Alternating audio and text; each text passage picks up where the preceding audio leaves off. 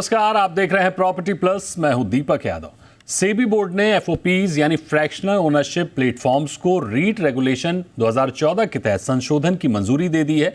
यानी fractional ownership जो real estate का काफ़ी नया वर्टिकल था, जिसमें निवेश को लेकर तमाम संभावनाएं थी। संस्थागत निवेशक भी इससे बचते दिख रहे थे लेकिन अभी सेबी बोर्ड की मंजूरी के बाद फ्रैक्शनल ओनरशिप के मार्केट में अब तेज़ी आ सकती है।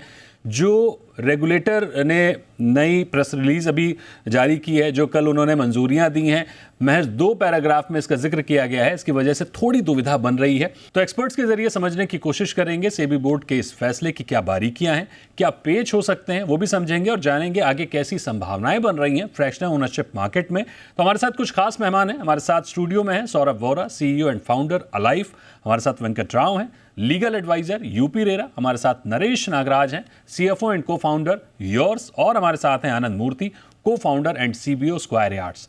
जो सेबी चेयरपर्सन है माधवीपुरी बुच, उन्होंने क्या कुछ कहा है, पहले उसको सुन लेते हैं, फिर चर्चा को आगे बढ़ाते हैं। अगर उनको हमारे तहत आना है तो जो भी वो कर रहे हैं वो हमारे तहत होना चाहिए। ये नहीं हो सकता कि हम आधा काम रेगुलेटेड कर रहे हैं, आधा अनरेगुलेटेड कर रहे हैं। लेकिन अगर आपको आना ही नहीं है और आप जो अभी कंपनी के तौर पे आप लोग चला रहे हैं फ्रैक्शनल ओनरशिप, उसमें फिर आपको चलाना है, आप चलाइए।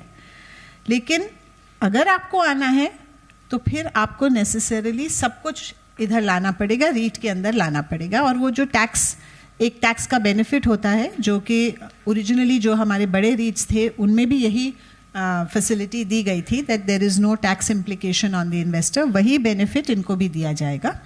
लेकिन आप आए तो पूरी तरह आए, आधे नहीं आ सकते। तो ये एक अहम बात कही है माधवीपुरी बुच जी ने कि फ्रैक्शनल ओनरशिप में अब उसको एक तरह से मंजूरी दे दी गई है संशोधन की। अब आपको रेगुलेट भी कर दिया गया है, लेकिन एक ऑप्शनल जो दे दिया गया है वो थोड़ा सा कंफ्यूजन क्रिएट कर रहा है। उसी को समझते हैं। वेंकट राव साहब, आपके पास सबसे पहले आएंगे। जो माधवीपुरी बुच जी ने जो बयान दिया है, जो प्रेस रिलीज में 2 पैराग्राफ में एक तरह से दिया गया है, इसके अलावा जो कंसल्टेशन पेपर में आया था, इन तीनों चीज़ों को अगर आप सम अप करते हैं तो क्या समझ पा रहे हैं हम? किस तरह से हमें समझाएंगे कि फ्रैक्शनल ओनरशिप मार्केट में रेगुलेशन आ गया है कि नहीं आया है, कि ऑप्शनल है अभी? देखिए दीपक जी, आपने राइटली पॉइंट आउट किया है कि एक कंसल्टेशन पेपर के बाद ये प्रेस रिलीज आया है। नेचुरली डिटेल्ड गाइडलाइंस जो है वो हमें अपलोडेड मिल जाएंगी। ये रीट्स के जो अभी चले हुए रेगुलेशंस में अमेंडमेंट है, यानी कि एक सब सेगमेंट की तरह इंट्रोड्यूस किया गया है। अमेंडमेंट्स के तौर पे ये एक स्मॉल मैक्रो लेवल पे जो रीट्स है उनको इंट्रोड्यूस किया गया है। अब बात आती है कि जो एग्जिस्टिंग प्लेटफॉर्म्स है, एक तरफ अगर कंसल्टेशन पेपर देखेंगे तो उनमें कहा गया है कि एग्जिस्टिंग प्लेटफॉर्म्स जो है वो माइग्रेट होना है। इसमें भी इस बात का जिक्र है, अगर आप कल प्रेस रिलीज देखेंगे। और बात ये भी कहा जा रहा है कि इनकम टैक्स का जो बेनिफिट अभी आपने सुना ही है, जो एक्सटेंड होना है तो वो इनमें होगा। तो इनके चलते हुए ब्रॉडली मैं कहूंगा कि एक ना कहते हुए भी एज मच एक तरीके से ये प्लेटफॉर्म जो है अब एक रेगुलेशन की ओर चल रही है, क्योंकि जो बच जाएंगी एग्जिस्टिंग जो फॉर्मेट था कई प्लेटफॉर्म्स का, तो उनमें भी कोई मैं नहीं कहूंगा कि बिल्कुल आउट ऑफ रेगुलेशन था। लेकिन एक अब क्योंकि एक फॉर्मली एक प्लेटफॉर्म के लिए एक स्मॉलर रीट्स इंट्रोड्यूस की गई हैं, तो मेरा मानना है कि एक तरीके से गवर्नमेंट का जो इंटेंशन है, सेबी का एक इंटेंशन है, वो आपको सामने आ रहा है नजर, कि इन प्लेटफॉर्म्स को जो इन क्राइटेरिया में नहीं क्वालिफाई करते हैं उनको एक तरीके से डिस्करेज किया जाएगा और आप पे एक तरीके से रेगुलेशन लागू हो जाएगा। यानी इसमें कोई दो राय नहीं है कि सरकार की मंशा इस पूरे सेक्टर को रेगुलेट करने की है, इस पर निगरानी रखने की है। सौरभ जी, आपसे समझना चाहेंगे, जो उन्होंने मिनिमम असेट का साइज रखा है वो 50 करोड़ रखा है, 50 करोड़ से नीचे वाले जो हैं उनका क्या होगा? पहले तो जैसे वेंकट जी ने अभी बोला कि what they have done is कि वो चाहते हैं कि ये रेगुलराइज हो जाए अंडर अ लार्जर गैम्बिट। अभी भी जो भी हम लोग फ्रैक्शनल ओनरशिप बिजनेस करते हैं, we are regulated under ROC, मतलब हम LLP फॉर्म करते हैं, प्राइवेट लिमिटेड कंपनीज इनकॉर्पोरेट करते हैं, तो एक माइक्रो लेवल पे तो हम रेगुलेटेड है। Now SEBI definitely with their intent इस पूरे मार्केट को बड़ा करना चाह रहे हैं। वो देख रहे हैं कि ये लोगों का डिमांड फ्रैक्शनल ओनरशिप की तरफ बढ़ रहा है, तो they want to regulate it. तो जो कि पूरे इंडस्ट्री के लिए एक बहुत बड़ा बेनिफिट है, क्योंकि काफ़ी कंफर्ट लेवल लोगों को देगा, ट्रांसपेरेंसी देगा, लिक्विडिटी देगा। एक चीज़ जो कल सरप्राइजिंग था कि पहले इन्होंने कंसल्टेशन पेपर पे बोला था कि मिनिमम असेट साइज 25 करोड़ का होना चाहिए। तो जो भी आप स्कीम लॉन्च करते हैं उसमें जो असेट्स आप एक एंटिटी के थ्रू लॉन्च करेंगे एक्सचेंज पे, वो 25 करोड़ होना चाहिए। कल उन्होंने बोला कि now it should be 50 crore, जो उनका प्रेस रिलीज आया है। तो इससे और चीज़ ये दिख रही है कि वो चाहते कि लार्जर प्लेटफॉर्म्स जो ज़्यादा बड़े टिकट साइज पे काम करना चाहते हैं in terms of asset size, उसको वो रेगुलेट करने का इंटेंट दिख रहा है इंस्टेड ऑफ 25 जो 50 करोड़ करा है। बट अभी भी उस पर डिटेल ये क्लैरिटी नहीं है कि क्या मल्टीपल प्रोजेक्ट्स एक स्कीम पे लॉन्च हो सकते हैं। अगर मल्टीपल प्रोजेक्ट्स एक स्कीम के अंदर लॉन्च हो सकते हैं तो फिर 50 करोड़ काफ़ी अचीवेबल नंबर है, बिकॉज फिर आप मल्टीपल प्रॉपर्टीज़ को एक स्कीम के अंदर डाल के 50 करोड़ का असेट साइज बना के वो आप सेबी के अंतर्गत उसको रेगुलेट करा सकते हैं। एक और जो कारण मुझे लगता है उन्होंने 50 करोड़ करा होगा, क्योंकि रेगुलेटरी कॉस्ट बहुत हाई रहती है। कभी भी अपन किसी भी स्कीम को अगर एक्सचेंज पे लिस्ट करने का सेबी के अंतर्गत करना चाहते हैं तो हो सकता है उसके माइंडसेट पे भी उन्होंने ये करा हो कि 50 करोड़ होगा तो जो रेगुलेटरी कॉस्ट और कंप्लाइंसेस है पूरे, वो कहीं ना कहीं उसको जस्टिफाई कर पाएंगे। शायद 25 करोड़ में वो जस्टिफाई करना मुश्किल है। ठीक बात है, ये भी एक वाजिब प्रश्न हो सकता है। नरेश जी आपके पास आएंगे और आपसे समझने की कोशिश करेंगे कि आपका रिएक्शन क्या है सेबी के इस प्रेस कॉन्फ्रेंस के बाद, जिस तरह से उन्होंने पूरे रेगुलेटरी फ्रेमवर्क को बनाने की कोशिश की है। लेकिन एक जो हम भी बात कर रहे हैं कि जो कंसल्टेशन पेपर था उसमें कुछ और था, प्रेस रिलीज में कुछ और है, तो इसको किस तरह से आप रिएक्ट कर रहे हैं? तो एक चीज तो ये है कि रेगुलेटरी फ्रेमवर्क चाहिए, क्योंकि इस बिजनेस को अगर आप देखेंगे तो ये इन्वेस्टर्स कॉन्फिडेंस बहुत जरूरी है इस बिजनेस में, और इन्वेस्टर्स कॉन्फिडेंस को लाने के लिए एक रेगुलेटरी फ्रेमवर्क चाहिए। लेकिन सिर्फ एक रेगुलेटरी फ्रेमवर्क के साथ हम काम नहीं कर सकते, क्योंकि वो एक एक्सटर्नल कंप्लायंस होगा। जो इंटरनल कंप्लायंस का गाइडलाइंस है, कैसे ये फंड को मैनेज करना है, किसको करना है, किस सर्टिफिकेशंस को हमको निभाना है। और अगर देखेंगे तो उन्होंने बताया कि वैल्यूएशन रिपोर्ट चाहिए, तो ये पीरियोडिकल वैल्यूएशन रिपोर्ट की जरूरत भी है। तो उनके लिए क्या गाइडेंस नोट देंगे, इसको अगर हम एक साथ एक होलिस्टिक व्यू में देखेंगे और इसका फाउंडेशन को अगर हम मजबूत बनाएंगे हर तरफ से, तो इसमें कोई शक नहीं है कि इन्वेस्टर्स का जो कॉन्फिडेंस है वो बढ़ेगा, वो भी मजबूत हो जाएगा और वो दुगना हो जाएगा। तो मेरे ख्याल में अगर इन सब चीजों को हम इकट्ठा करके एक फ्रेमवर्क बनाएंगे, हर कोई एक्सटर्नल, इंटरनल और सर्टिफायर्स को उनका जो कॉन्फिडेंस है उनको लाके अगर एक गाइडेंस नोट की तरफ से हम इसको इम्प्लीमेंट करेंगे तो ये जरूर बिजनेस को बढ़ाएगा। ठीक बात है, लेकिन सबसे बड़ी समस्या तो यही है ना कि जो एसेट साइज है वो 50 करोड़ का है। 50 करोड़ से नीचे वाले कितना रेगुलेटरी फ्रेमवर्क का ध्यान रखेंगे, कितना वो लीगल कंप्लायंसेस का ध्यान रखेंगे, ये एक बड़ा सवाल है। आनंद जी आपसे समझने की कोशिश करेंगे कि 50 करोड़ का जो एसेट साइज है वो कमर्शियल में तो शायद एक बार मैच हो जाएगा, कमर्शियल, क्योंकि जाहिर तौर पर बड़े प्रोजेक्ट होते हैं। लेकिन जब हॉलीडे होम्स की हम बात करते हैं तो हर जगह इतने बड़े प्रोजेक्ट नहीं होते हैं कि एक एसेट वैल्यू 50 करोड़ की होगी, वहाँ ज़्यादातर 50 करोड़ के नीचे ही होंगे।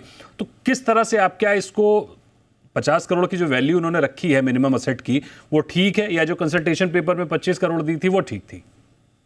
आप सही बोल रहे हैं। सो मैं फर्स्ट ऑफ ऑल रेगुलेटर आने का इस इंडस्ट्री में उसको वेलकम करता हूँ, बिकॉज ओवरऑल इंडिया में करीबन 20 से 25 साल में जो रियल एस्टेट में चीज़ें हुई है, अगर बाकी सब इंडस्ट्रीज में रेगुलेटर देखेंगे तो इट इज़ ऑलवेज कि वो इंडस्ट्री बड़ी है। जैसे मेरे पैनलिस्ट ने बोला कि ओवरऑल जो रिटेल इन्वेस्टर्स का कॉन्फिडेंस बढ़ाना बहुत इंपॉर्टेंट है, उनका रिस्क मिटिगेट करना बहुत इंपॉर्टेंट है। अच्छे क्वालिफाइड इन्वेस्टर्स और एसेट मैनेजर्स का होना बहुत इंपॉर्टेंट है। But having said that, typical जो फ्रैक्शन ओनरशिप है वो बहुत ज्यादा डिफरेंट नहीं है हमारे AIF, VCF, PMS जो पहले चले हैं 2007-8 से। सेबी ने हमेशा उन चीजों को रेगुलेट किया है और उनकी टिकट साइज हमेशा चेंज होते आई है। 25 लाख से 50 लाख हुई है, 50 लाख से 1 करोड़ हुई है, अलग अलग फ्रेमवर्क्स में। सो अल्टीमेटली 50 करोड़ का जो पॉइंट है वो बहुत ही ज्यादा डिटरेंट हो जाएगा फ्रैक्शनल ओनरशिप के लिए। मैं मूल आधार पे बात कर रहा हूँ। अनलेस जैसे सौरभ ने बोला कि अनलेस ये क्लियरिटी आए कि आप मल्टीपल एसेट्स को एक एसपीवी में या एक कंपनी के अंदर डाल के उसको रेगुलेट कर सके, तो वहां पे आई थिंक फिर भी पॉसिबिलिटीज हैं। और रिटेल इन्वेस्टर्स, आपको ये भी समझने की जरूरत है कि अभी रिटेल इन्वेस्टर्स, मैं जहां तक जानता हूँ कुछ कंपनीज चल रही है इंडिया में जो 5,000 रुपए की एंट्री में भी है, 5 लाख रुपए में भी डालते हैं, 10 लाख भी डालते हैं। सो अल्टीमेटली क्या होगा कि वो 50 करोड़ करने के लिए उतने इन्वेस्टर्स चाहिए होंगे आपको। हालांकि मार्केट काफी मैच्योर है, मेरे हिसाब से ये चीजें होनी चाहिए, बट अभी भी क्लियरिटी इंपॉर्टेंट है इस सब चीजों को आगे बढ़ाने के लिए। नहीं, ये बिल्कुल सही आपने कहा। राव साहब, इसमें आपसे समझना चाहेंगे, जैसे कि सौरभ जी भी कह रहे हैं कि हम मल्टीपल प्रोजेक्ट को उस एसपीवी में ले आएं और उसके बाद वो 50 करोड़ की वैल्यू आ जाए, लेकिन मान लीजिए कल को कोई डिस्प्यूट क्रिएट होता है तो उस 50 करोड़ की वैल्यू में जितने मल्टीपल प्रोजेक्ट होंगे वो डिस्प्यूट उन सभी तक जाएगा फिर तो, जैसा अभी एनसीएलटी में होता था कि एक कंपनी के साथ अगर कोई डिस्प्यूट होता था जैसे मल्टीपल प्रोजेक्ट में जाता था, और अब अगर हम इसी वैल्यू को मल्टीपल प्रोजेक्ट में लेके चले जाएंगे तो वो सारे प्रोजेक्ट अफेक्ट होंगे एक प्रोजेक्ट की वजह से। नहीं, देखिए, बट एक बात जरूर है। देखिए, पीछे जो आपकी लार्जर रीच थी उसमें आपको मल्टीपल स्कीम्स लॉन्च करने का एक कोई ऑप्शन अवेलेबल नहीं था, जो कि क्योंकि ये स्मॉलर साइज रीट है पहली बात तो, और कोई कंसल्टेशन पेपर में भी हमको दिखा नहीं है कि मल्टीपल एसेट्स नहीं होल्ड कर सकते हैं। उन्होंने सिर्फ ये कहा है कि 25 करोड़ तक का रीट एसेट वैल्यू होना चाहिए, या आज जैसे 50 करोड़ हो गया है, 50 करोड़ का रीट एसेट वैल्यू हो जाना चाहिए। तो और एक जो बहुत बड़ा इम्पेडिमेंट कहिए या अदरवाइज सिक्योर्ड फॉर्म में आपको जो अवेलेबल ये है कि आपको रेंट यील्डिंग 100% जो डिप्लॉयमेंट है आपका फंड का, वो सारे के सारे रेंट यील्डिंग या इनकम यील्डिंग एसेट में लगना चाहिए। यानी कि कोई अंडर कंस्ट्रक्शन प्रॉपर्टी में लगाने का तो मतलब सवाल उठता ही नहीं। तो मेरा नहीं मानना है कि एक स्कीम की वजह से दूसरे स्कीम पे इतना इंपैक्ट रहेगा। जैसे आप म्यूचुअल फंड्स की तरह चलेगा, ये एक पर्टिकुलर स्कीम में कुछ होता है तो वो पर्टिकुलर स्कीम के नेचुरली दूसरों पे सर्टेन इंपैक्ट रहेगा, लेकिन it may not be a huge impact, unlike in case of NCLT. जब आप कैसे जैसे real estate company going in and project being this thing, it may not be the case here. तो fractional ownership की ये जो चर्चा है इसको जारी रखेंगे। वक्त है एक छोटे से ब्रेक का, जल्द हाजिर होंगे और चर्चा को आगे बढ़ाते हैं।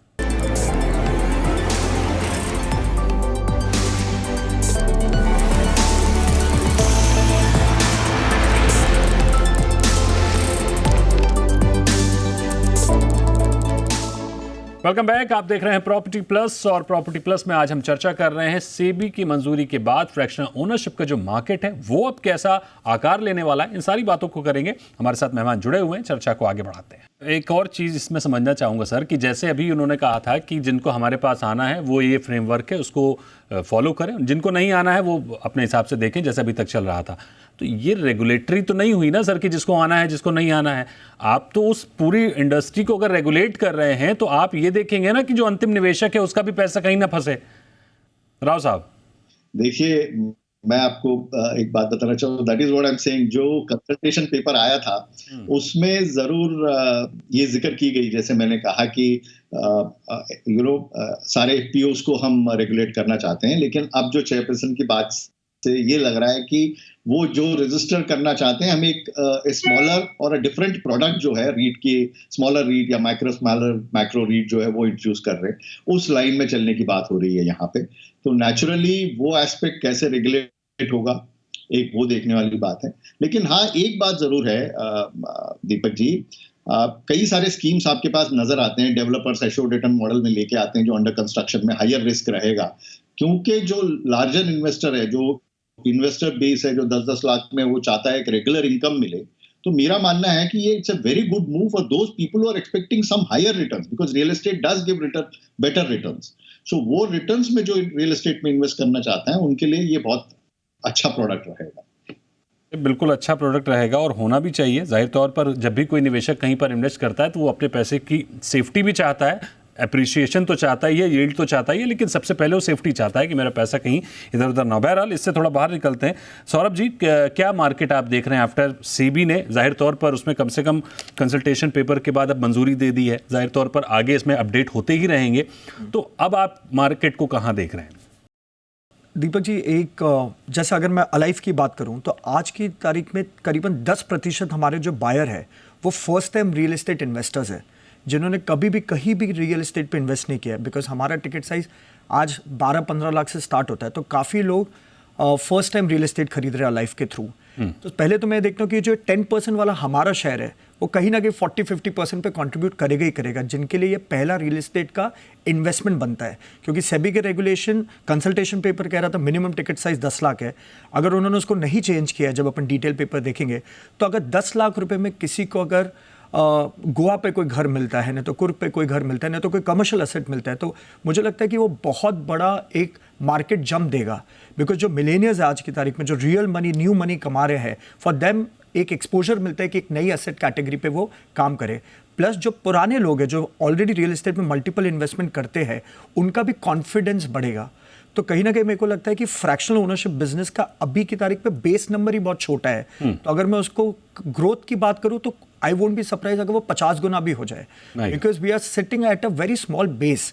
एंड अभी तो बहुत सारी फिर कंपनीज एक मजबूत बूस्ट मिलता हुआ दिख रहा है इसको। एक गवर्नमेंट का इंटरेस्ट होने के बाद, गवर्नमेंट का इंटरफेयर होने के बाद जाहिर तौर पर वो पूरी तरह से रेगुलेट होगा। ठीक है, अभी थोड़ा कुछ नियमों में जो शंकाएं हैं वो भी दूर होंगी धीरे धीरे जब डिटेल पेपर जारी होंगे। मेरा एक सवाल नरेश जी आपसे होगा, वो ये कि जाहिर तौर पर जैसे कि हमारी जो पहली चिंता ये है कि जो अंतिम निवेशक है, जो एकदम मिनिमम निवेशक है, उसका भी पैसा कैसे सेफ हो। तो आज की डेट में जब ये 50 करोड़ के एसेट की बात हो गई है कि मिनिमम होना चाहिए, लेकिन उससे छोटे भी मार्केट में ऑलरेडी मौजूद हैं, तो ग्राहक को अभी क्या देखने की जरूरत है किसी भी फ्रैक्शनल ओनरशिप में इन्वेस्टमेंट करने से पहले? उसे किन बातों को ध्यान रखने की जरूरत है कि कहीं पर भी हम निवेश करें तो हमारा पैसा सेफ रहे? तो जब रेगुलेशन की बात करेंगे हम, अगर वो पूरा रेगुलेटरी फ्रेमवर्क पे वो आ रहा है तो उनको जो इंफॉर्मेशन चाहिए वो खुद ब खुद मिल जाएगा। लेकिन अगर हम ये कहेंगे कि मुझे नहीं जाना है, उस रेगुलेटरी फ्रेमवर्क में नहीं जाना है, मुझे अंदर ही रहना है, तो उनको मेरे ख्याल से जैसे हर एक कंपनी को जिसका ऑथराइज कैपिटल 10 करोड़ से बड़ा है तो उसको एक कंपनी सेक्रेटरी को अपॉइंट करना पड़ेगा। तो सेबी सर्टिफाइड प्रोफेशनल्स को अगर ये लोग अलाउ करेंगे हमको अपॉइंट करने के लिए, तो इन्वेस्टर्स का कॉन्फिडेंस भी बढ़ेगा, क्योंकि वो एक सेबी रिप्रेजेंटेटिव रहेगा उसमें और हम पूरा सेबी की तरफ मुड़ेंगे नहीं, और रेगुलेटरी फ्रेमवर्क के बाहर रहकर भी इन्वेस्टर प्रोटेक्शन का एक तसल्ली देंगे उनको। तो मेरे ख्याल से इसको समझने में थोड़ा टाइम लगेगा, क्योंकि पूरा अगर ये फॉर्मेट ठीक तरह से बाहर नहीं आएगा, जैसे जो सवाल है वो सवाल ही रहेंगे। जाहिर तौर पर उसे समझने की जरूरत है। आनंद मूर्ति जी, आपसे मेरा सवाल ये होगा कि अभी मौजूदा स्थिति क्या है फ्रैक्शनल ओनरशिप मार्केट की भारत में? रेजिडेंशियल में, कमर्शियल में क्या स्थिति है? 2006 और 7 में ये REMFs चालू हुए थे, रियल एस्टेट म्यूचुअल फंड्स।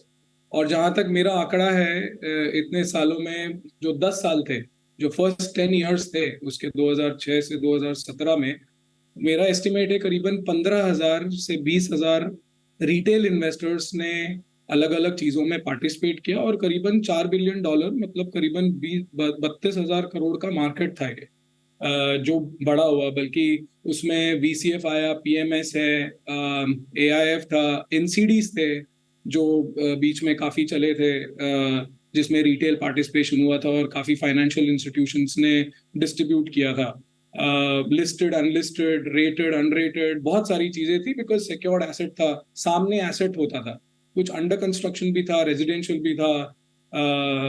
एक तरीके से वो एक ऑल्टरनेटिव कैपिटल बन गया था डेवलपर्स के लिए, और वो काम भी आया। जब जहां ग्रोथ नीचे हो रही थी उस वक्त सपोर्ट भी आया। कोई भी चीज बिना सपोर्ट के नहीं होती, बट बहुत ही हाई रिस्क के दायरे में आता था वो।